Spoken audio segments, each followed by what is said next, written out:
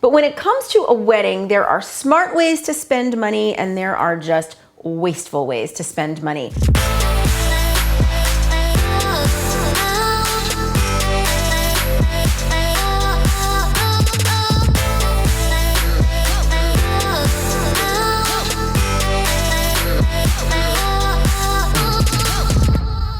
Hey guys, thanks for watching Weddings by Cled. We are coming at you with a tips and advice T&A session from my kitchen this evening. You can see it's happy hour and I'm going to talk about one of my favorite subjects, money. We have the savers of the world and we have the spenders of the world. And I know you guys who knows me out there knows that I am a spender. But when it comes to a wedding, there are smart ways to spend money and there are just wasteful ways to spend money. So I'm gonna break them down for you tonight. I'm gonna go through 13 things that can be either wastes or smart spending. The number one thing that's on my list of just wasteful ways to waste money during your wedding planning are those cards that you see in invitations. And I know that a lot of you spend a lot of money on your invitations, and I love to see nice stock and engraved or thermographed or letterpressed invitations, and I know they cost a lot of money.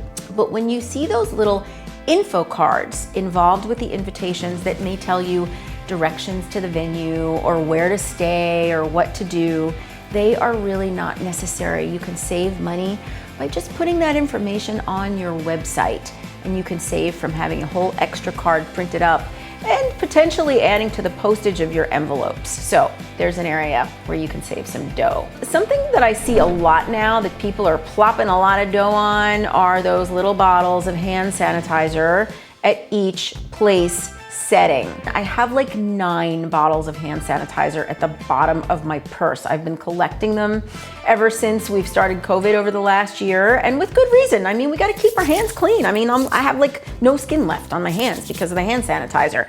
But there are other ways to do that without wasting money. I see all of the hand sanitizer left behind at these weddings, you guys. So have some really pretty high-end sanitizer around. I got some really pretty bottles from Amazon that smell like lemongrass, that are not like Purell, that are a little bit higher end, and buy 4 or 5 and put them around your venue. You will save a lot of cash and not have all those leftover bottles. Another thing I see people spend a lot of money on are rental items.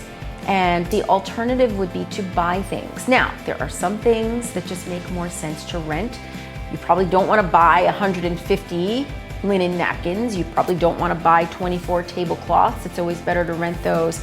But furniture is on trend right now, and it's very expensive to rent those sets of furniture, especially if you live in a town that might not be close to a furniture rental business. So if it's something you may want for your home, just go ahead and buy it. Even an arbor for your ceremony may be something that you want to put in your backyard eventually, and that would be so meaningful to have your wedding arbor in your backyard. So think about buying instead of renting, and that way it lasts forever. Favors, you guys. As the wedding planner, I see all the favors left over, especially if they have your monogram on them. I mean, who wants to bring home a flower pot with your monogram on it? I mean, it's kind of cool at the wedding, but people don't want to have that in their house. No, sorry to break the bad news, but they don't. So why don't you spend your money on things that they can actually use during the course of the day? If it's a little chilly, get everybody a blanket or those really cool pashminas. You can find them online for like $4. Or welcome bags that have things in them that they can munch on when they arrive at their hotel room, with a little note about things to do in the itinerary of the weekend, and are a whole lot more practical than going home with a succulent in a pot that has Sally and Joe 7721 on it, okay? Trust me. The champagne toast. Yes, it's a lovely idea to have everybody toast when your toasts are being given at the reception, but not everybody drinks champagne, and y'all, sometimes those can be like $8 or $10 a pop. I see all the leftover champagne on the tables, and a lot of guys just don't like champagne.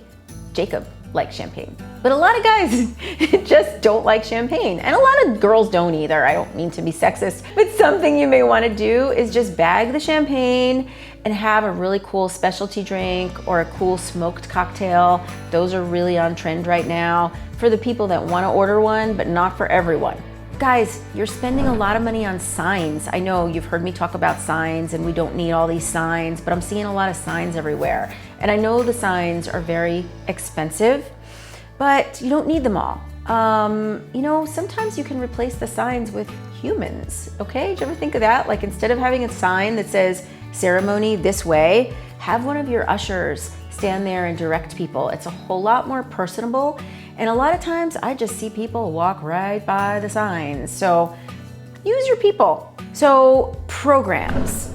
Here again, this is something that can run you a lot of money and a lot of time, a lot of proofing, and usually they're done really close to the wedding, so they take up a lot of time and they really stress you out. And you know what?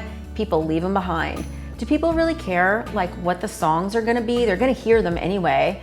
I mean, do they really care like what they're reading? Okay, maybe they do. I'm sorry, I don't mean to be like insensitive, but it's an area that you can save a lot of money on. And you know, it's one area that a sign may be okay. At the beginning of the ceremony, you can have a sign, a beautiful sign, like one of those mirrors or something that has all of your bridal party names. And guess what? They're probably going to be introduced later, so they'll hear their names again then. So save some money, bag the programs, you guys. Now, along the lines of spendy flowers, I know you're probably gonna think, what are you talking about? You do flowers, but having centerpieces or big pricey centerpieces on every single table can kind of be a money waster sometimes, but don't scrimp on the bouquets. It's beautiful to have a nice, full, lush bridesmaid bouquet for all your bridesmaids. And I think they serve as decor during the ceremony when your bridesmaids are standing up there next to you. And guess what, you guys? You can repurpose those bridesmaid bouquets to centerpieces. So if you have 5 bridesmaids or 8 bridesmaids or 4 bridesmaids, there's 4 tables, 8 tables, 5 tables taken care of.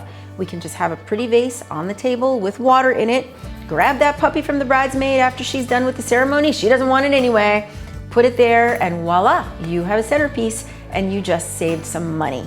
Along the lines of flowers, corsages. You know, as the wedding planner, I come at these ladies with these big flowers that I have to pin on their dresses and they worry, is it gonna rip my dress? Is it gonna run my dress? Their chins usually itch against the flowers and sometimes they're heavy and floppy. You know what, they're expensive too. I mean, those corsages run anywhere from $25 to $40 a piece. You guys just buy them a nice little thank you gift for being part of the wedding and show them that you care and give them something that they can keep forever. Okay, big money saver, package bars versus consumption bars. And I know there's a lot of mystery around this topic because I get asked questions all the time. Package bars are basically an insurance policy. Package bars are designed, they say, for guests who drink a lot, but nobody humanly possible drinks as much as a package bar would cover for what you pay. Consumption bars may seem like a little bit more of a risk because you don't actually know how much they're gonna be until after the wedding because they are based on the amount that people drink. But not everybody drinks a ton. And for those who do drink a ton, there are those people that just drink water or may just have one drink. So always go with a consumption bar. I promise you, you will save money that way. Those candy stations, you guys, I know they look pretty in the pictures and they're really on trend, but do you know how many M&Ms it takes to fill up one of those glass bowls? Like pounds and pounds and pounds and pounds, and it just costs money and they always get left behind. So consider maybe like just not doing a candy bar or maybe doing a little take-home sweet or just doing a small cake. Or another way to save money is by renting your cake. Yes, it is a thing where you can rent a beautiful wedding cake, and that way that prevents cake massacre. After you cut your little piece, they don't come through and cut the cake in front of everyone and have like this whole massacred cake station. It stays nicely intact and your servers come out with this magically cut wedding cake that they serve to everyone and your cake stays intact and you don't waste all this money on candy bars and dessert bars and big cakes that people don't eat. The next item is something that comes along in your wedding planning. When you're choosing your packages for your photographer or your videographer, you don't need them to stay until the bitter end, you guys. Those grand exits can be staged earlier. The only thing that they are capturing during those last hours are drunk people dancing. and I see them. I mean, they get tired, and it's like, how much more can we photograph of these people dancing? But the thing that you should not scrimp on is having an e-session. Always make sure you have an engagement session with your photographer. That way your photographer knows what you're like in front of the camera.